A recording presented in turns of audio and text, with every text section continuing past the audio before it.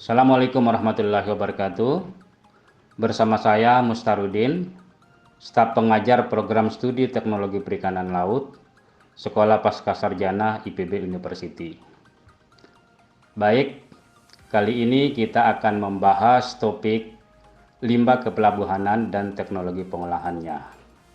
Ini bagian dari mata kuliah pengembangan pelabuhan berwawasan lingkungan.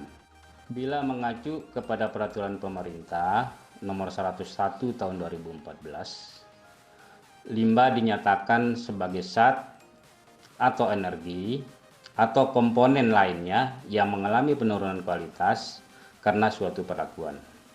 Biasanya karena aktivitas manusia ya. Nah, limbah itu sendiri dibagi menjadi 3 jenis. Yang pertama limbah padat, yang kedua limbah cair, yang ketiga limbah gas. Nah, untuk limbah padat misalnya gampang sekali kita identifikasi berdasarkan sifat fisiknya, sedangkan gas bisa kita lihat dari sifat kimianya. Semua jenis limbah tersebut ada di pelabuhan. Untuk limbah padat misalnya, itu bisa kita lihat dari adanya sampah organik yang berasal dari sisa perbekalan, makanan, sayur-sayuran, dan buah-bahan yang dikonsumsi di pelabuhan. Sampah anorganik atau organik yang tidak bisa busuk, misalnya plastik, kaca, dan logam. Kemudian juga ada sampah dari industri, seperti sisa bahan baku industri, produk jatuh, sisa bahan pendukung yang digunakan dalam industri. Sedangkan limbah gas umumnya disebabkan oleh aktivitas industri atau transportasi yang terdapat di pelabuhan. Limbah gas tersebut diantaranya karbon monoksida, karbon dioksida, nitrogen oksida, sulfur oksida, amoniak, klorin, dan lain-lain. Di antara limbah tersebut ada yang termasuk kategori limbah B3. Kalau begitu, apa yang dimaksud dengan limbah B3?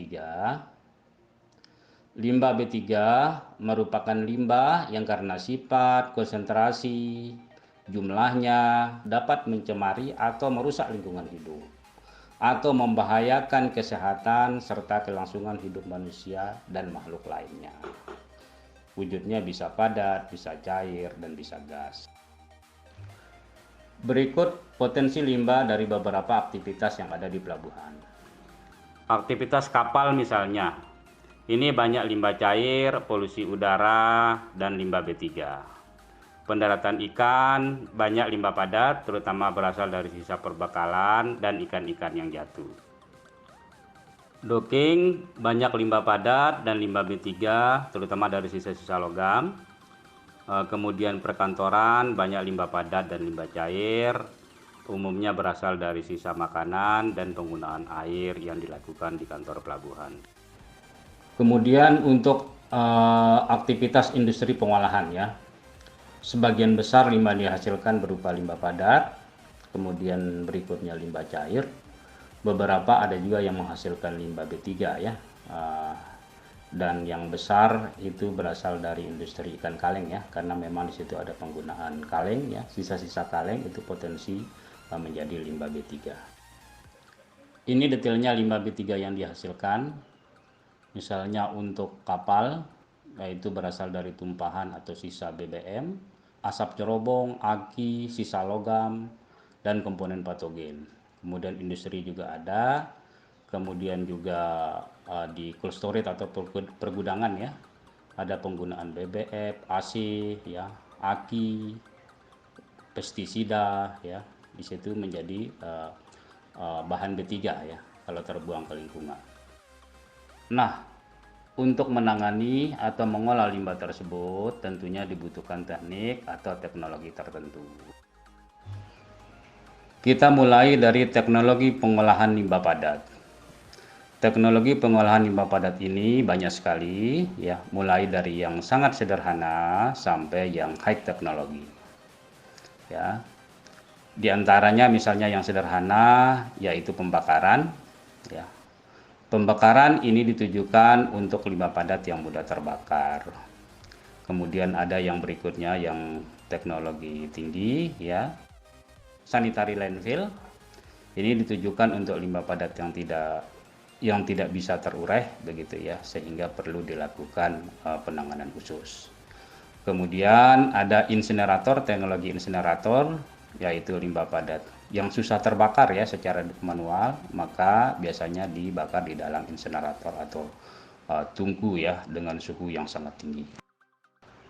Dari teknologi tersebut ada juga yang bisa dimanfaatkan hasil pengolahannya. Misalnya kalau kita memodifikasi ya sanitary landfill, yaitu dengan struktur lubangnya ya dilapisi tanah liat ya, kemudian dikasih plastik, maka gas metananya itu bisa dikumpulkan dan ini bisa digunakan untuk membangkitkan listrik atau menyalakan kompor gas gitu ya. Kemudian dari insinerasi juga ya, ini bisa menghasilkan listrik ya. Berikutnya teknologi pengolahan limbah cair. Teknologi pengolahan limbah cair juga banyak macamnya, namun secara umum dibagi tiga, yaitu pengolahan secara fisik, kimia, dan biologi. Dan jenis teknologi ini dipilih tergantung dari volume, ya, kandungan limbahnya, serta tingkat pencemarannya. Teknologi pengolahan secara fisik yang umumnya dikembangkan diantaranya pemisahan cairan dengan padatan, yaitu dengan mengembangkan atau memadukan teknik koagulasi, filtrasi, flokulasi, sedimentasi, dan lainnya. Kemudian yang kedua, teknik penyisihan atau penyerapan komponen-komponen tertentu ya. Ini dengan cara absorpsi, kristalisasi, reversi osmosis, elektrodialisa, dan lainnya. Kemudian teknologi pengolahan limbah cair secara kimia. Ini dilakukan dengan memanfaatkan sifat kimia yang ada pada komponen pencemar ya.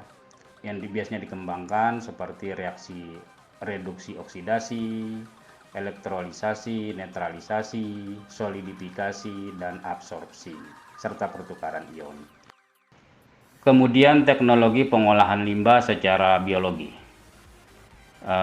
Ini biasanya menggunakan lumpur aktif ya, dan sangat terkenal. Ini banyak digunakan di industri-industri ya. Prinsip dari pengolahan menggunakan lumpur aktif ini yaitu dengan cara menumbuhkan mikroba melalui penyemprotan oksigen ya.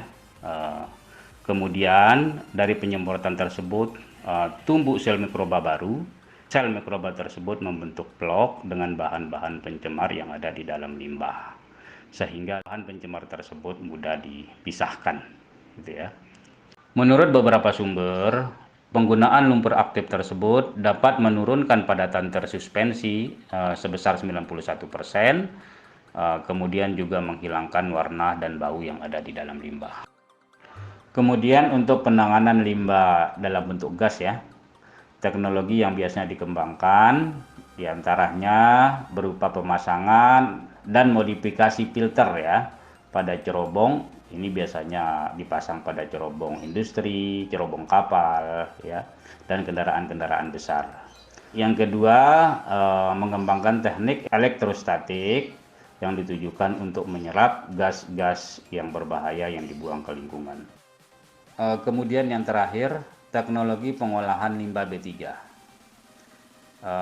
Ini teknologinya lebih rumit ya, yang mana untuk pengembangannya diperlukan banyak pertimbangan, serta realisasinya juga itu banyak kriteria-kriterianya. Tetapi secara umum teknologi yang dikembangkan ini biasanya memadukan teknik kimia, kemudian stabilisasi dan solidifikasi, insinerasi, elektrolisis, penembunan, dan lain-lainnya. Saya kira itu dari saya. Terima kasih. Assalamualaikum warahmatullahi wabarakatuh.